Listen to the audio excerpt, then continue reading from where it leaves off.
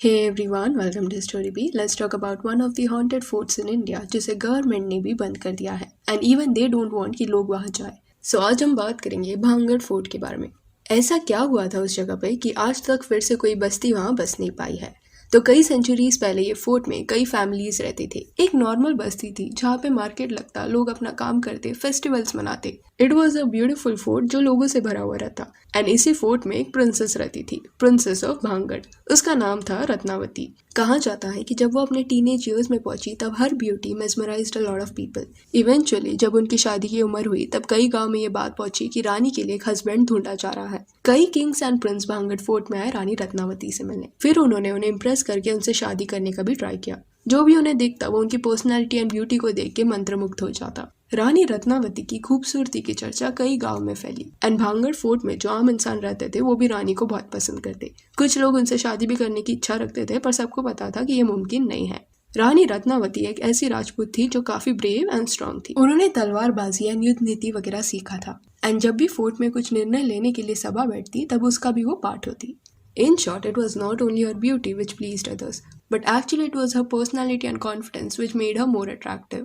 तो भांगड़ फोर्ट में उस समय एक आदमी भी रहता था जिसका नाम सिंघया था। ये सिंघया एक नॉर्मल आदमी नहीं था, उसे तंत्र विद्या आता था। वो तांत्रिक था जो काला जादू करता है। लोग उसके पास अपने इविल इंटेंशंस पूरे करने के लिए आते। एक दिन उसने भी रानी रत्नावती को देखा एंड उसे वो पसंद आई।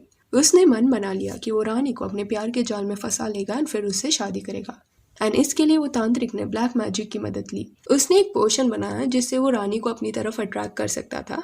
फिर उसने वो पोशन को एक इत्तर में मिला दिया। ये तांत्रिक को पता था कि रानी की दासियां महल के बाहर एक दुकान में इत्तर खरीदने के लिए आती है। तो उस तांत्रिक ने उस दुकान वाले के कई इत्तरों में उसका काला जादू का एक इत्तर भी रख दिया। उसके बाद जब रानी की दासी वहां आई परफ्यूम लेने के लिए तब इस तांत्रिक ने उसकी खरीदी के दौरान इंटरफियर किया एंड कहीं ना कहीं जबरदस्ती उसे वही इत्तर लेने के लिए मजबूर किया जिसमें उसने काला जादू किया था। दासी ने अल्टीमेटली वो खरीद लिया एंड महल वापस चली गई। उसके बाद दासी फिर रानी रत्नावती के कमरे में गई एंड उन्हें इत्तर दे दिया।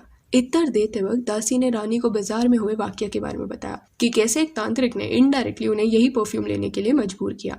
ये सुनने के बाद रानी रत्नावती को शक हुआ कि कोई इंसान ऐसा क्यों करेगा एंड रानी ने ये शक को अनदेखा नहीं किया बल्कि उन्होंने सोचा कि उस पर्सन ने कहीं इसमें कुछ मिलाया ना हो। इसलिए फिर रानी रत्नावती ने उस बॉटल को अपनी खिड़की के बाहर फेंक दिया।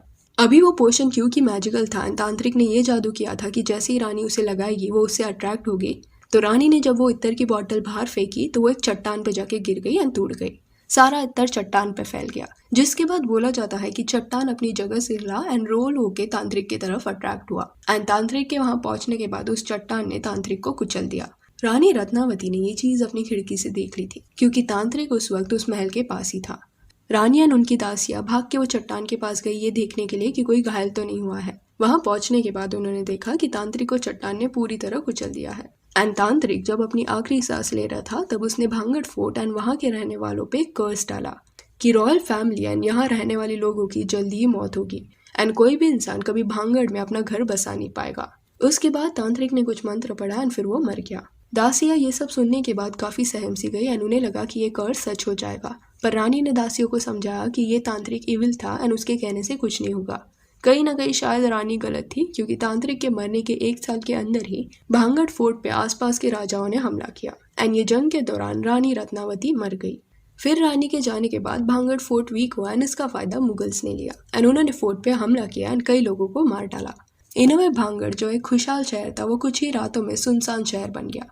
कहा जाता है कि जो भी लोग वो जंग में मारे गए थे वो लोगों की स्पिरिट्स वही कैद हो गई। इसलिए जब भी उसके बाद किसी भी इंसान ने भांगड़ में फिर से बसने की कोशिश की उसके साथ ऐसा कुछ ना कुछ हो जाता कि वो वहां से कभी जिंदा लौट नहीं पाता। गवर्नमेंट ने भी इसके बाद एक रूल जारी किया कि भांगड़ फोर्ट में सनसेट के बाद एंड सनराइज के पहले जाना मना है। रूल के हिसाब से वो टाइम पे no one can go there but फिर भी लोग छुपके से या गार्ड की मदद से शाम के बाद फोर्ट के अंदर जाते हुए दिखाई दिए हैं। अभी ये फोर्ट को लेके कई थियोरीज है। कई अलग अलग देश से पैरानॉर्मल इन्वेस्टिगेटर्स ये फोर्ट में आए हैं। सबका रिपोर्ट इज डिफरेंट। कुछ लोगों ने ये कहा है कि उन्होंने वियर्ड चीजें महसूस की है एंड इवन स्पिरिट्स को देखा भी है। फिर कुछ लोगों ने ये कहा कि फोर्ट पे जाने के बाद कुछ ऐसा अलग नहीं लगा, वो आराम से अंदर गए एंड आराम से वापस आ गए। कई tourist have also share their experience. Some feel की जगह हॉन्टेड नहीं है एंड कुछ को लगता है कि जगह हॉन्टेड है। कुछ लोग ये भी बोलते हैं कि रानी की ये जो कहानी है वो जस्ट एक फिक्शनल कहानी है, सच नहीं है। So there are many theories but you can deny कि just because we can see something तो इसका मतलब ये नहीं है कि वो चीज़ एग्जिस्ट ही नहीं करती। स्पिरिट्स, लाइफ आफ्टर डेथ, ये सब ऐसे कंसेप्ट है जिसके बारे में इंसान शायद कभी समझ नहीं पाएगा क्योंकि इसका जवाब साइंस दे नहीं पाता। पर जस्ट बिकॉज सवालों का जवाब नहीं है तो उसे अंधविश्वास या कहीं सुनी बातें कह के टाला नहीं जा सकता। आज भी इफ यू सर्च ना कि most haunted place in India कौन सा है तो भांगड़ फोर्ट का नाम आपको पहले मिलेगा। सो yeah, that's it. Do let me know what are your thoughts on this story. आप कभी ऐसे जगह पे गए हो क्या जहाँ जाने के बाद you felt it is haunted? तो do let us know your experience. And if you want, you can follow us on Instagram, जिसका लिंक आपको डिस्क्रिप्शन में मिल जाएगा। और ये वीडियो अच्छी लगी हो तो लाइक एंड शेयर करें और ऐसे और अपडेट्स के लिए चैनल को प्लीज़ सब्सक्राइब करें। Thank you.